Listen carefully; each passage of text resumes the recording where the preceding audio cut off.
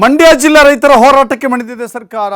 ಒಣಗಿ ನಿಂತ ಬೆಳೆಗೆ ಈಗ ನೀರು ಕೊಡಲಿಕ್ಕೆ ಸಿದ್ಧಾಗ್ತಾ ಇದೆ ಸರ್ಕಾರ. ರೈತರ ಪ್ರತಿಭಟನೆ ಹೆಚ್ಚಾಗ್ತಾ ಇದ್ದಂತೆ ಸರ್ಕಾರ ರೈತರ ಪ್ರತಿಭಟನೆಗೆ ಮಣಿದಿದೆ. ರೈತರ ಜಮೀನುಗಳಿಗೆ ನೀರು ಹರಿಬೇಕಾಗಿದೆ. ಈಗ ಮಳೆಯನ್ನು ನಂಬಿ ಜಲಾಶಯದಲ್ಲಿ ನೀರು ಬರಬಹುದು, ನಮಗೆ ನಮ್ಮ ಬೆಳೆಗಳಿಗೆ ನೀರು ಸಿಗಬಹುದು ಅಂತ ಹೇಳಿ ಬಿತ್ತನೆ ಮಾಡಿದ್ರು. ಬಿತ್ತನೆ ಮಾಡಿದಂಥ ಫಸಲಿಗೆ ಒಣಗು ಹೋಗ್ತಾ ಇದೆ. ಸೊ ಹೀಗಾಗಿ ರೈತರು ಹೋರಾಟವನ್ನು ತೀವ್ರಗೊಳಿಸಿದ್ರು. ನಾವು ಕೂಡ ಸುದ್ದಿಯನ್ನು ಪ್ರಸಾರ ಮಾಡಿದ್ವಿ. ನೀರಾವರಿ ಸಲಹಾ ಸಮಿತಿ ಸಭೆಯಲ್ಲಿ ನೀರು ಬಿಡಲು ಸಮ್ಮತಿ ಸಿಕ್ಕಿದೆ.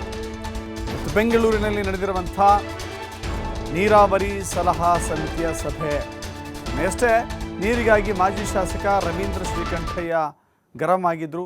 ಸರ್ಕಾರದ ವಿರುದ್ಧ ಗುಡುಗಿದ್ದು ಮಾತ್ರವಲ್ಲದೆ ನೀರು ಬಿಡುಗಡೆ ಮಾಡಬೇಕು ಎನ್ನುವ ಆಗ್ರಹವನ್ನು ಮಾಡಿದರು. KRS ಜಲಾಶಯದಿಂದ ಜಿಲ್ಲೆಯ ನಾಲೆಗಳಿಗೆ ನೀರು ಹರಿಸಬೇಕು. ನಾಲೆಗಳ ಮೂಲಕ ರೈತರ ಬೆಳೆಗಳಿಗೆ ನೀರು ಸಿಗಬೇಕು. ಸಚಿವ ರಾಮಲಿಂಗಾರೆಡ್ಡಿ ಅಧ್ಯಕ್ಷತೆಯಲ್ಲಿ ನಡೆದ ಸಭೆಯಲ್ಲಿ ಈ ನಿರ್ಣಯವನ್ನು ತೆಗೆದುಕೊಳ್ಳಲಾಗಿದೆ.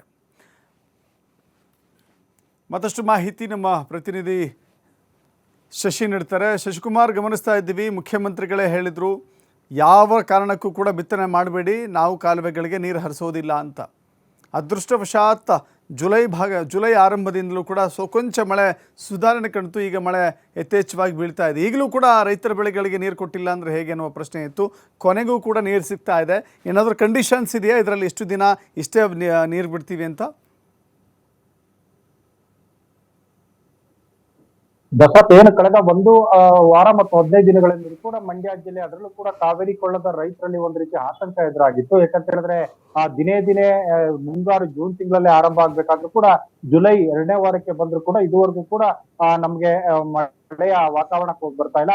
ಈ ಭಾಗದಲ್ಲಂತೂ ಮಳೆ ಇಲ್ಲ. ಅಥವಾ ನಮ್ಮ ಅಣೆಕಟ್ಟೆಯ ಮೇಲ್ಭಾಗ ಏನಿದೆ, ಕೊಡಗು ಅಥವಾ ಕೇರಳ ಭಾಗದಲ್ಲಿ ಮಳೆ ಕೂಡ ಕೊರತೆ ಇತ್ತು. ಹೀಗಾಗಿ ಅಣೆಕಟ್ಟೆ ಖಾಲಿ ಆದ್ರೆ ಹೇಗಪ್ಪ ಅನ್ನೋ ಪರಿಸ್ಥಿತಿ ಕೂಡ ನಿರ್ಮಾಣ ಆಗಿತ್ತು. ಈಗಿರ್ತಕ್ಕಂಥ ನೀರನ್ನ ಕೇವಲ ಕುಡಿಯೋದಿಕ್ಕೆ ಅಂತೇಳಿ ಸರ್ಕಾರ ಈಗಾಗಲೇ ನಿಗದಿಯನ್ನ ಮಾಡಿತ್ತು. ಹೀಗಾಗಿ ಈಗ ಈ ಬೆಳೆದಿರ್ತಕ್ಕಂಥ ರೈತರ ಬೆಳೆಗಳಿಗೆ ಹೇಗೆ ನೀರು ಉಳಿಸೋದು ಅನ್ನೋ ಒಂದು ಆತಂಕ ಕೂಡ ಎದುರಾಗಿತ್ತು. ಮುಖ್ಯಮಂತ್ರಿಗಳು ಸ್ವತಃ ಯಾವುದೇ ಕಾರಣಕ್ಕೂ ನಾವೀಗ ಇರ್ತಕ್ಕಂಥ ಅಣೆಕಟ್ಟೆ ನೀರನ್ನ ಬೆಳೆಗಳಿಗೆ ಕೊಡ್ಲಿಕ್ಕೆ ಆಗೋದಿಲ್ಲ, ಇದನ್ನ ಕುಡಿಯೋದಿಕ್ಕಷ್ಟೇ ನಾವು ಕಾಪಾಡ್ಕೊಂಡಿದ್ದೇವೆ ಅಂದ್ರೆ ಕಾದಿರಿಸ್ಕೊಂಡಿರ್ತಕ್ಕಂಥದ್ದು, ಅದನ್ನ ಬೆಳೆಗಳಿಗೆ ಕೊಡ್ಲಿಕ್ಕೆ ಆಗೋದಿಲ್ಲ ಅನ್ನೋ ಖಡಕ್ ಸಂದೇಶವನ್ನು ಕೂಡ ಕೊಟ್ಟಿದ್ರು. ಹೀಗಾಗಿ ಸಾಕಷ್ಟು ಆತಂಕ ಕೂಡ ಒಳಗಾಗಿದ್ರು ಈ ಜನರು. ಮಳೆಯ ಅಭಾವ ಕೂಡ ಹೆಚ್ಚಾಗಿತ್ತು. ಅಲ್ಲದಂತೆ ಎಲ್ಲೋ ನಿನ್ನಾಗಿ ಬರದ ಮುನ್ಸೂಚನೆ ಕೂಡ ಆವರಿಸಿತ್ತು. ಮತ್ತೆ ಹವಾಮಾನ ಇಲಾಖೆಯವರು ಕೂಡ ಈ ಬಗ್ಗೆ ಸಾಕಷ್ಟು ಒಂದು ಆತಂಕದ ಎಚ್ಚರಿಕೆ ಸಂದೇಶವನ್ನ ಏನ್ ಕೊಟ್ಟಿದ್ರು. ಇದೆಲ್ಲವೂ ಕೂಡ ಈ ಭಾಗದ ಜನರಲ್ಲಿ ಒಂದ್ ರೀತಿ ಈಗಾಗಲೇ ಬೆಳೆದು ನಿಂತಿರ್ತಕ್ಕಂಥ ಬೆಳೆಗಳನ್ನ ಉಳಿಸ್ಕೊಳ್ಳೋದು ಹೇಗೆ ಅನ್ನೋ ಒಂದು ಪರಿಸ್ಥಿತಿ ಕೂಡ ನಿರ್ಮಾಣ ಆಗಿತ್ತು. ಇದಕ್ಕೆ ಸಂಬಂಧಪಟ್ಟಂತೆ ಈ ಹಿಂದೆ ಏನು ಸರ್ಕಾರಗಳಿದ್ದಾಗೆಲ್ಲ 75 ಅಡಿ 70 ಅಡಿ ಇದ್ರೂ ಕೂಡ ಅಣೆಕಟ್ಟೆಯಿಂದ ನೀರನ್ನ ಬಿಡಲಾಗಿತ್ತು. ಅಂದ್ರೆ 65 ಅಡಿವರೆಗೂ ಕೂಡ ಏನು ಬೆಳೆಗಳಿಗೆ ನೀರನ್ನ ಕೊಡ್ಲಿಕ್ಕೆ ಅವಕಾಶ ಇದೆ, ಕೊಟ್ಟಿದ್ದಾರೆ. ಹಾಗಾಗಿ ನೀವು ಕೂಡ ಕೊಡ್ಬೇಕು.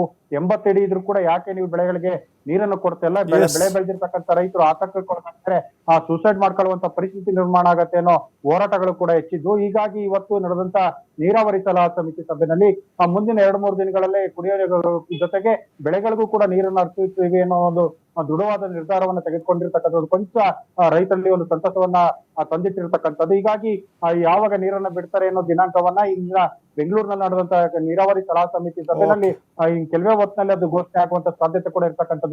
Thank you Shashikumar.